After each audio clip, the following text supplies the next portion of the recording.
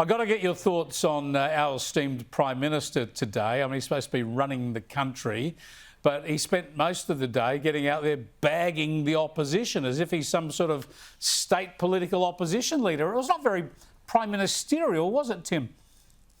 I think we're seeing a lot of the real Albo come out in those sort of moments. He's a parliamentary brawler. That's fine. You can do that. But I think also what we're seeing is they're a little bit spooked by this whole reversal on the climate policy, and now that they've got a genuine opposition on it, I think you're going to see a lot more of Shouty Albo in the future. I think you're dead right. I think that's why I showed it at the top of the program, because I think it shows that they are worried about this. I mean, this is their worst policy area, and they've been able to get away with it because basically the coalition's agreed with their policies. Now suddenly they've got a fight on their hands over energy. Here's what Albo was saying about the coalition today. They're a clown show that they've become. It was a sign of for the Australian people of how divided they are. Mark, he called him a clown show. He's been watching your cartoons. Yeah, exactly, mate. A bit of a kettle black, isn't it? On that one. But mate, this is what he does.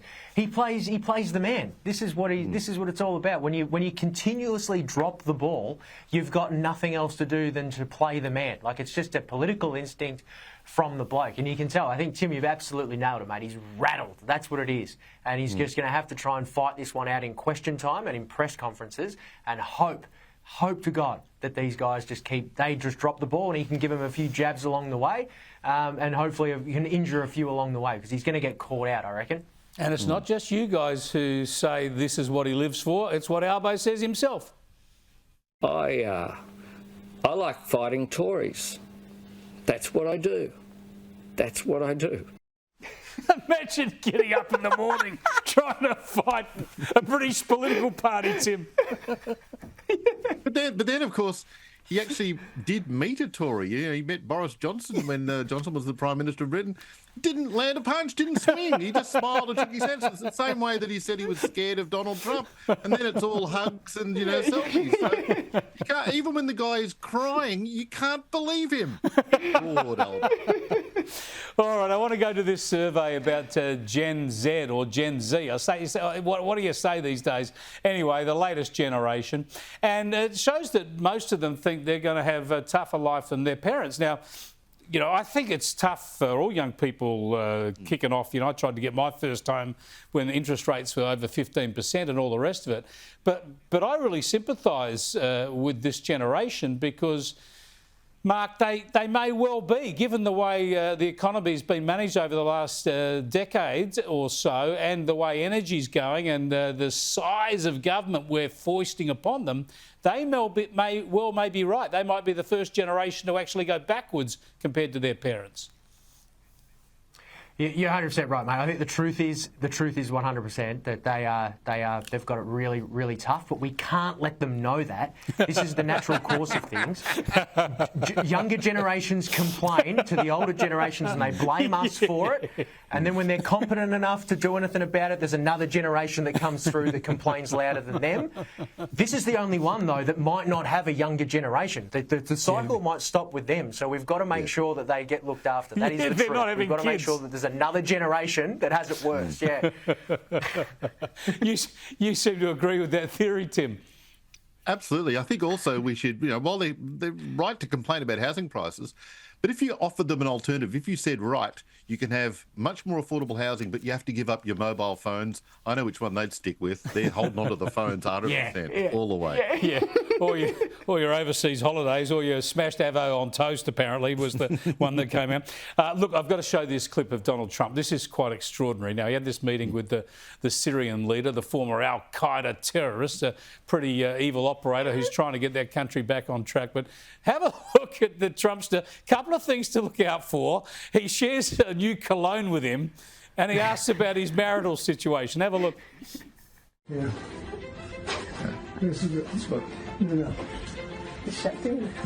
It's the best fragrance. Come here, I have more here, sir. Okay. And then the other one is for your wife. How many wives? One for wife. You guys, I never know.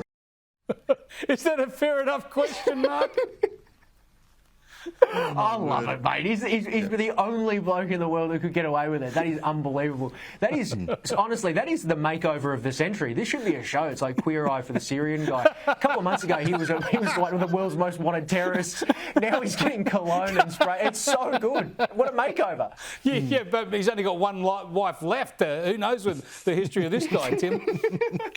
Absolutely. I mean, as much as we sometimes question Donald Trump's ways and his strategies and tactics and cozying up to people who we think are fairly repulsive, he's got a pretty good track record now of sorting things out. So, but spraying cologne at them, maybe it's going to work. Who knows? Fingers crossed. It's just unbelievable. I just think you get the real deal with him the whole time. It's just he's just the same whoever he's around, even the former terrorist now running Syria. Hey, I want to finish on a bit of a hero, a bit of a local hero here. Have a look at this story that unfolded in Waikerie in South Australia's Riverland. The Holden Captiva submerged in the middle of the Murray at Waikerie after it was accidentally driven through the ferry boom gate and launched into the water. Saw a car floating and just legged it, just ran straight down as fast as I could down to the riverfront. Stephanie Cairns is her name. She jumped into the water, swam across from the far side of the river and rescued a bloke who'd driven his car into it. Fantastic stuff. Everybody else was standing back wondering what to do. She got in and sorted it out, Mark. Good stuff, mate. See, that is the news. That's what the news should be all the time. There's no virtue signalling there. We didn't have to create a crazy situation that a woman came in and saved the day. Look at that. That is brilliant, and that's real life. That's fantastic stuff. That's awesome. Great stuff. The only virtue signalling we could throw into it is we're lucky, Tim, it wasn't an electric car. It could have got ugly very quickly. And also, dad joke alert. Are we sure it wasn't a Holden Capsizer, not a Captiva? Very good. Thanks for joining us, gentlemen. We'll see you next week.